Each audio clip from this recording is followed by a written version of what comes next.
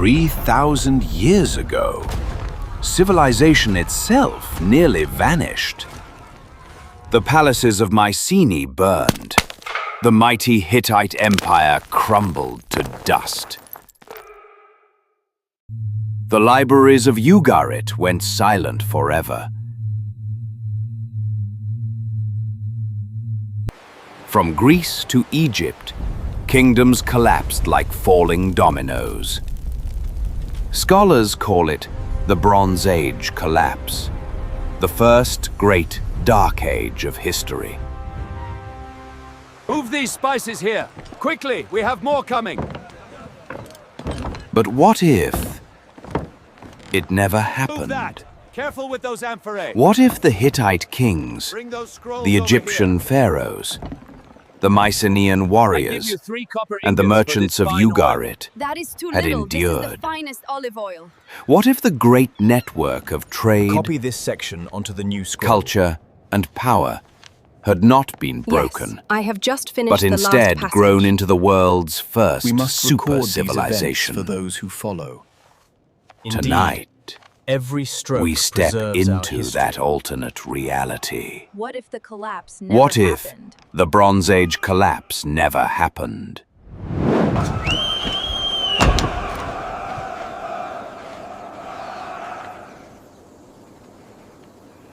Before the flames, there was brilliance. In the centuries before 1200 BCE, the Mediterranean was not a collection of isolated kingdoms. It was a web, a living network of trade, letters, and alliances. From the palaces of Mycenae in Greece to the mighty citadel of Hattusa, Goods for capital sale. of the A fair Hittite price for Empire. From the bustling harbors of Ugarit to the eternal monuments of Egypt. What a good price for these goods. I can offer you 2 silver shekels. The late Bronze Age world was rich, complex, and deeply connected. Ships carried olive oil, wine, and grain. From far mines came copper and tin, fused into bronze, the metal that gave the age its name. Cedar from Lebanon, glass from Egypt, spices from Cyprus. All flowed across the sea, traded by merchants who linked empires together. To the king, my lord, my God, my son, by letter may the king know that I am well. But it was not only goods that traveled, it was ideas. Letters written in Akkadian, the diplomatic language of the time, crisscrossed the region. Kings addressed each other as brothers. Scribes copied histories, poems, and treaties onto clay tablets and papyrus scrolls. In Ugarit alone, archives held thousands of documents, a record of an international world. Yet this sophistication was fragile. The same roots that brought wealth also carried risk. A harvest lost, a war declared, a storm at sea, and the web could begin to fray.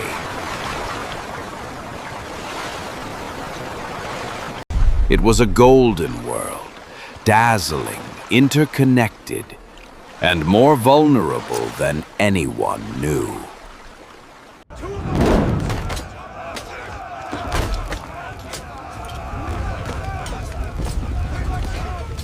To arms! To arms! They are over the walls! The palace is burning. It happened with terrifying speed. Around 1200 BCE, the world of palaces and scribes began to unravel. In Greece, the citadels of the Mycenaeans fell, one after another.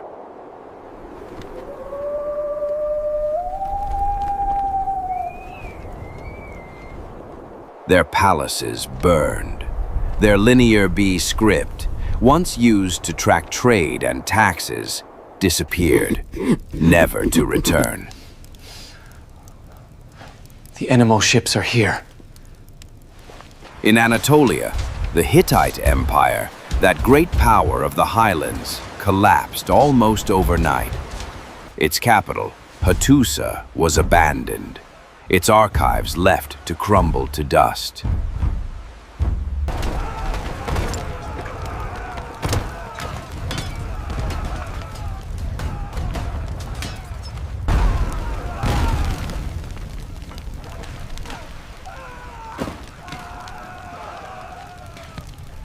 Across the Levant, city-states like Ugarit sent desperate letters pleading for aid.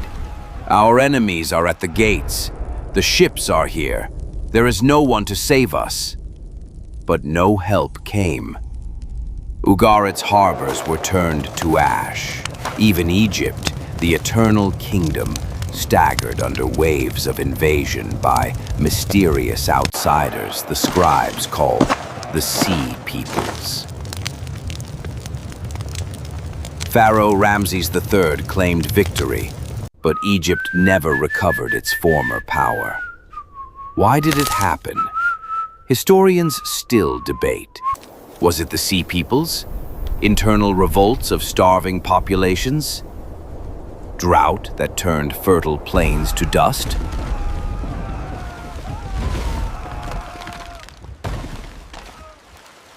Or the collapse of trade itself? A domino effect that brought down every palace, every kingdom. Perhaps it was all of these. The late Bronze Age was so interconnected that when one thread snapped, the whole web tore apart. And it happened within a single generation. Children who grew up in bustling ports lived to see those same harbors abandoned, their warehouses empty, their palaces blackened ruins. The world did not just weaken, it ended. Bail now, quickly! Hold on tight! Hold fast, everyone! Bail water, quickly! Why did the Bronze Age world collapse? Historians have argued for centuries, and no single cause tells the whole story. One theory points to invasion. Around this time, mysterious groups we call the Sea Peoples appeared in the Mediterranean. Push, push, push! Get him! Charge!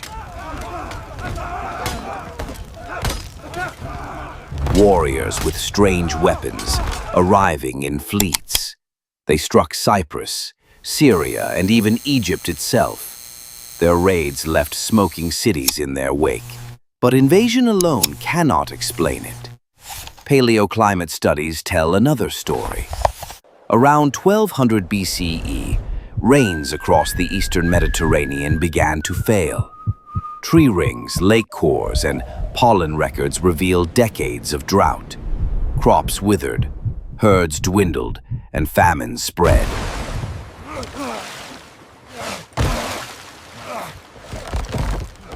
A hungry people are restless people. Some historians point to trade. Bronze, the lifeblood of the age, required tin and copper.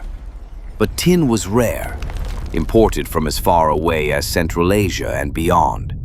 If those routes faltered, from war, piracy, or storms, the whole system ground to a halt. We cannot delay any longer! But the people are growing restless. You must listen to reason. We must act now! This is madness. Silence. Burn it No all! bronze meant no weapons, no tools, no power. And there is the human factor.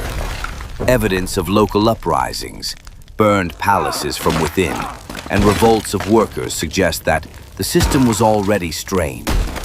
Some scholars argue it was not one disaster, but many. A domino effect where trade, famine, revolt, and invasion fed on each other until the whole network collapsed. What we see is not a single cause, but a systems failure. A world so interconnected that when one piece Systems failed, failure, not a single cause.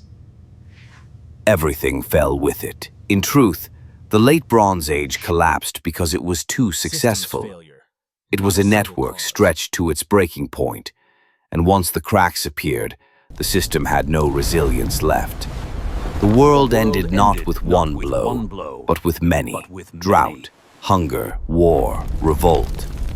Together they turned palaces to ashes and pushed an age into silence. Now, let us ask the forbidden question. What if the Bronze Age had not collapsed? To imagine this, we must be precise. History is not magic. It is a chain of choices, events, and fragile balances. To change the outcome, we must decide which links in the chain to alter. One possibility, the climate shift. Suppose the rains held a century longer. The rivers flowed, crops thrived, granaries stayed full. Without famine, there would be no desperate migrations.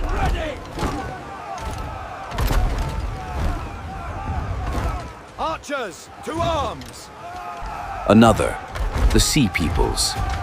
What if coastal kingdoms, Cyprus, Ugarit, Egypt, strengthened their defenses? Fleets turned back the raiders before they could burn the harbors. Trade routes remained secure. Or trade itself. Imagine a stable flow of tin. The path is clear. If merchants had rerouted supplies from Central Asia or the British Isles before shortages hit, the lifeblood of bronze The old would not routes have are no failed. longer enough. A new path.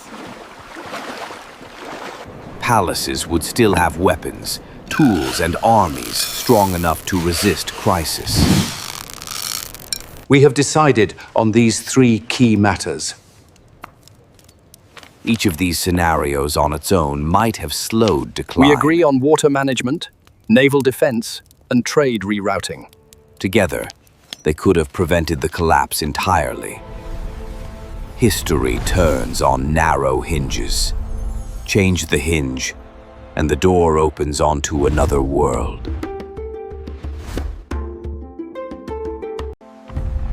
And so, for the rest of our journey, we will walk into that world. The world where Mycenae, Hattusa, Ugarit, and Thebes did not fall into ashes, but instead endured, stronger and more connected than ever.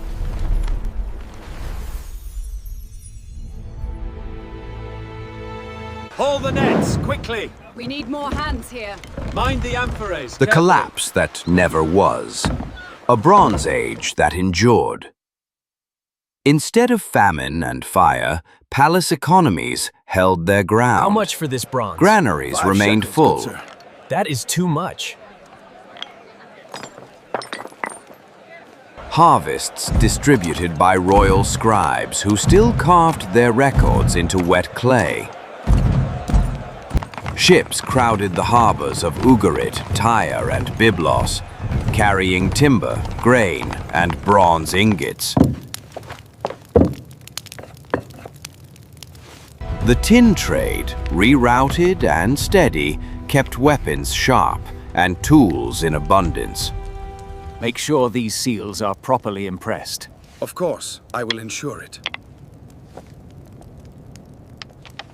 The records must be In precise. Anatolia, the Hittite king still processed through the gates of Hattusa Our with work royal is vital. fanfare. Their empire, unbroken, remained a true superpower of the Near East. In Egypt, scribes wrote to their allies in Mesopotamia. Their letters carried safely across seas once threatened by raiders. growth in the southern routes. Excellent. We are well prepared for the next quarter. Our trade routes are secure and expanding. The Indeed, ancient web the of tallies diplomacy confirm a prosperous remained season. strong, not shattered, but strengthened. To the great king, my brother, may Welcome the to the gods city. keep you well. The ships arrive in plenty. The copper flows without end. and the bond between our peoples grows stronger each season. Ships arrive, copper flows. Ships arrive, copper flows, abundant This continuity meant more than prosperity. It meant resilience. Kingdoms were not rebuilding from ashes. They were building on firm foundations, with centuries of knowledge and power intact.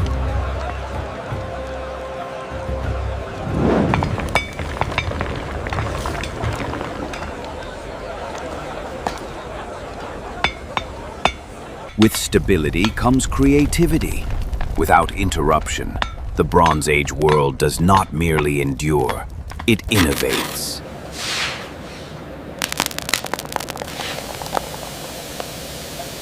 Bronze workshops refine their craft, learning to stretch metal further, experiment with alloys, and perhaps stumble upon ironworking sooner. This is gonna be our fastest ship yet. I believe you.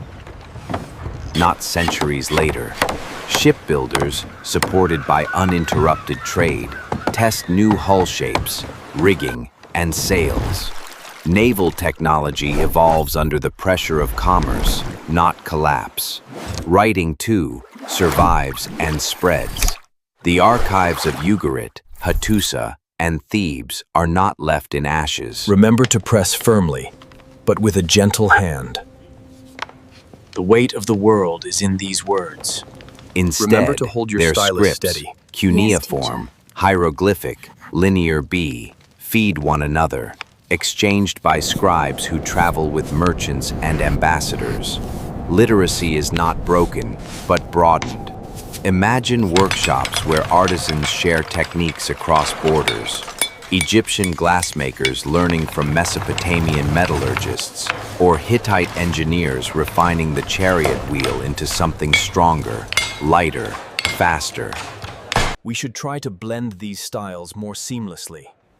Yes, the Egyptian motifs could intertwine with the Mesopotamian. Even law and Perhaps medicine a could have touch more matured blue differently. right here. With knowledge that will bring out preserved, the sky legal motif. codes remain intact. And so it is decreed that justice shall flow like a river, constant and unwavering for all. Thus, the ancient laws are preserved for all generations. Medical texts copied, improved, and distributed across the Mediterranean. Could this continuity have pushed the great leaps of philosophy, science, or even a renaissance forward by centuries? Perhaps. Not as a sudden miracle, but as the steady accumulation of knowledge never lost.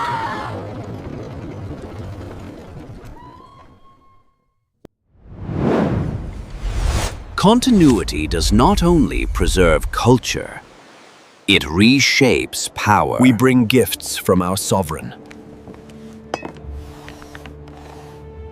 We accept with honor. We are pleased If to the Bronze present Age these system gifts. survives, the Eastern Mediterranean may become the first We true accept with super honor. network of states. Quickly, bring those amphorae ashore. Move these planks here. Instead of Watch the collapse, Egypt and the Hittites maintain their uneasy peace, a balance of rivals held together by trade, diplomacy, and shared These new stability. tablets are almost ready for inventory. Excellent, I have the olive oil ready for trade. Smaller states like Ugarit, Byblos, and Welcome to the Cyprus Citadel. flourish as middlemen, their I have the ports finest buzzing with olive oil. goods and I need ideas. grain for my family. The Greeks, Mycenaeans, do not vanish into centuries of obscurity.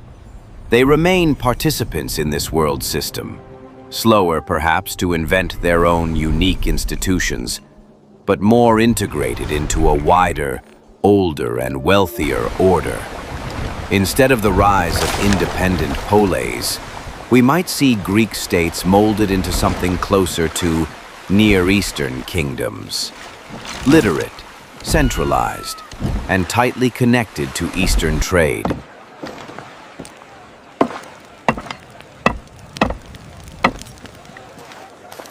And what of expansion? Without collapse, the Phoenicians may spread their colonies earlier and farther, carrying scripts, shipbuilding, and trade westward. A Carthage founded not in the 9th century, but in the 11th. A Western Mediterranean brought into the orbit of the East far earlier than in our history. This alliance is paramount for our shared future. We must consider the long-term trade implications. In this alternate timeline, by 800 BCE, the Mediterranean could resemble not a fragmented patchwork, but an interconnected commonwealth of powers. Knowledge flows faster, institutions endure, and the stage for empire and science is set centuries ahead of schedule. But the consequences would not end with kings and trade routes. They would ripple outward into myth, religion, and technology. What do you have for trade today? Record this transaction for us. If the Bronze Age network survives, colonization of the Mediterranean might come centuries early. Of mighty kings, their golden halls, their wealth from distant lands. Of golden Mycenae's kings, and gifts from distant Nile. Phoenician ships, backed by stable states, could push farther west, to Sicily, Sardinia, Iberia, even beyond the Straits of Gibraltar. Observe the markings carefully and consider their meaning. The Western Mediterranean would not wait until the age The wisdom Rome of the to ancestors be drawn into lies in history's these current. ancient texts. Culture, too, would shift. Homer might never sing of a lost heroic age, because that age never vanished. Greek epics would tell not of fallen kingdoms, but of living alliances, myths born from continuity rather than collapse. Philosophy, law, and science could emerge earlier, nurtured by scribes who never stopped writing. And religion? Without the long silence of the Greek Dark Age, spiritual traditions might evolve in conversation with Egypt and the Levant, rather than but apart how do we from them. reconcile that with our practical applications of justice? The argument you present relies on a flawed premise. But Gods, consider the historical epics, and context of the rituals text might itself. blend earlier, weaving a different sacred tapestry of the ancient world. Even technology bends to this survival. Iron might spread more slowly. Bronze remains plentiful, and organized trade keeps tin flowing. Or it might spread faster, driven by shared innovation across an unbroken system of cities and workshops.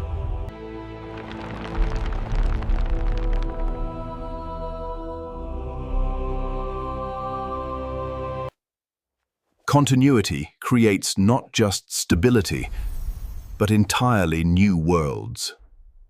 Continuity does not simply preserve the old. It creates new paths, and those paths may have carried humanity centuries ahead of schedule. This is the finest timber from the north. I need a fair price. We need more hands here, quickly now. This timber is heavy. But what if survival brought not only prosperity, but new dangers? A world that stayed interconnected could also have become more fragile. The same trade routes that moved tin and olive oil would have carried plagues from one port to another. I feel so weak. A system this vast could have been undone by a single epidemic, spreading faster than any palace could respond. Centralization is a double-edged sword. Strong states are resilient until they are not.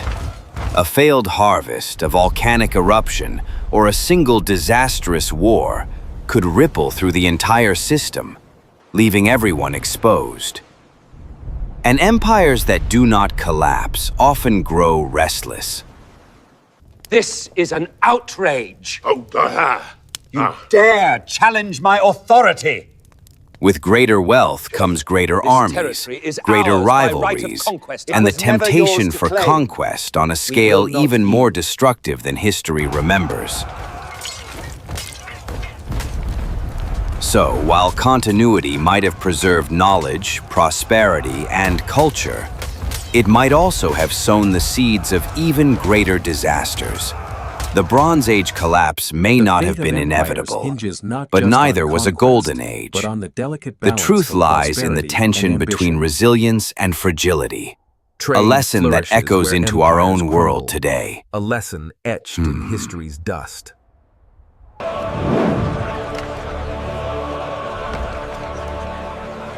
History is not inevitable. It is fragile, contingent, built on countless choices, chance events, and the networks that sustain us.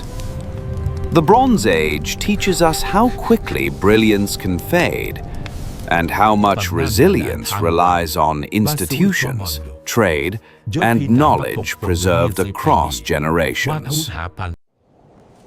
In our counterfactual world, palaces endured, scribes wrote uninterrupted, trade never ceased, and with continuity came innovation, stability, and cultural flowering.